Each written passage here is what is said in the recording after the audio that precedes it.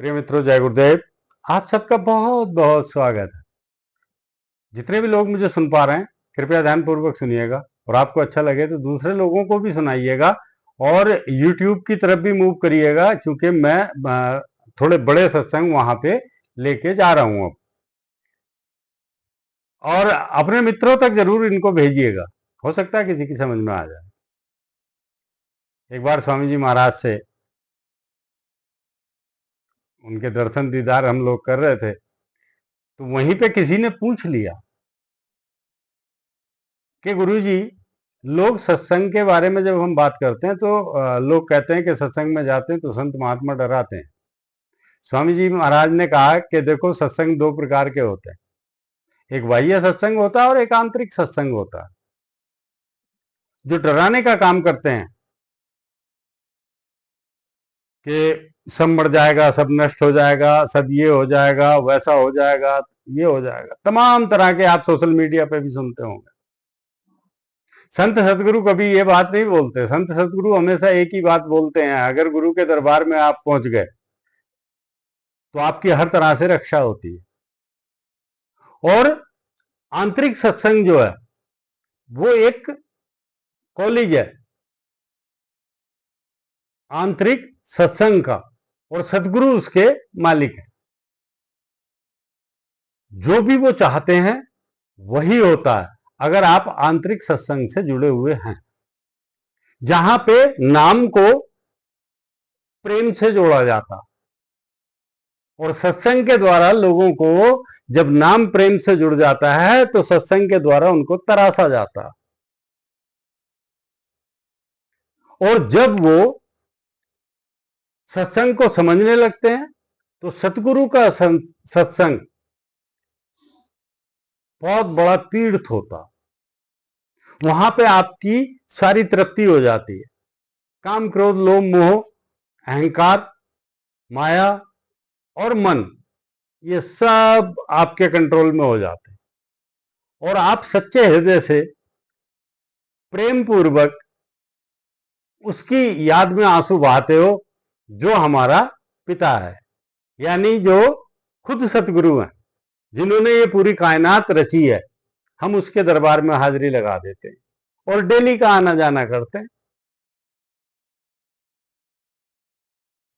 हम बाह्य सत्संग सुन के और ये सोचते हैं कि हमने सत्संग सुन लिया। सत्संग ना तो नाचने गाने का काम है, सत्संग ना तो किसी की कथा सुनाने का काम है, सत्संग ना तो किसी से प्रलोभन का काम है। सत्संग जब आपको सुनने को मिलता है तो वहां पे ये नहीं बोला जाता ये पूजा इतने की होगी, वो पूजा उतने की होगी। अगर आपकी जेब में एक पैसा नहीं है तब भी दर्शन वैसे ही होंगे, सत्संग के वचन वैसे ही होंगे, कृपा आप पे वैसी ही होगी। संतों के दरबार में अमीर गरीब का कोई भेद नहीं होता। संतों के दरबार में कोई वीआईपी कल्चर नहीं होता। संतों के दरबार में ऊंच नीच का कोई भेद नहीं होता। आप किस जाति के हो, किस एज के हो, आप कितने पढ़े लिखे हो, आप अमीर हो गरीब हो, ये कोई मतलब नहीं है। आपका समर्पण कितना है प्रभु प्राप्ति के लिए, उसके अनुरूप आप पे दया बरसती। बहुत सारे लोग, जब मैं सत्संग में जाता था स्वामी जी महाराज के, तो कितने लोग आते थे, वो यही इंक्वायरियां करते थे कि यहाँ पे क्या सच है और क्या झूठ है।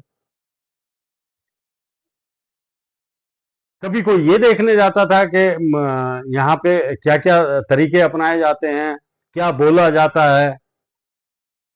बहुत सारे लोग बुराइयां भी करते हैं। अब बुराई करने वाले को तो रोका नहीं जा सकता, क्योंकि बुराई करने वाले अक्सर ये देखा गया है कि वो जो बाह्य आडंबर हैं उनसे प्रभावित होते हैं। व्यक्ति की जो वेशभूषा है उससे प्रभावित होते हैं। मंदिर में कितनी लाइटिंग है, वो कितना भव्य है, इससे प्रभावित होते हैं।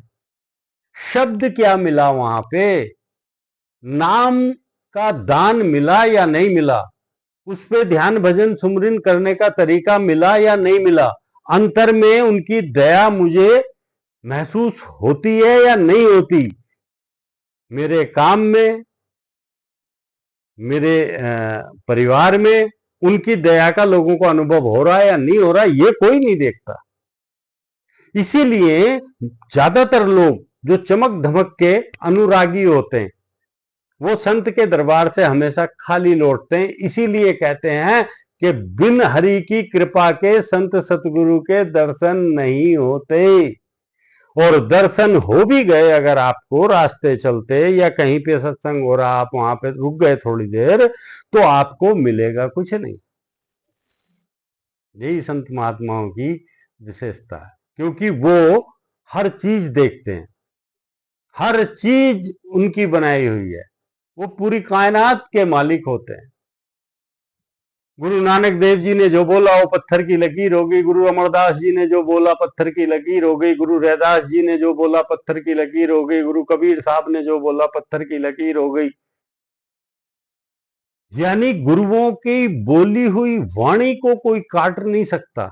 हम कितने भी बड़े वैज्ञानिक, कितने भी बड़े जानकार हो जाएं, क्योंकि वो जो पराविद्या है वो केवल तप तपस्या और नाम के योग द्वारा मिलती है। इसीलिए योग और साधना का मंदिर वो अपने सत्संग को बना देते हैं। जय गुरुदेव।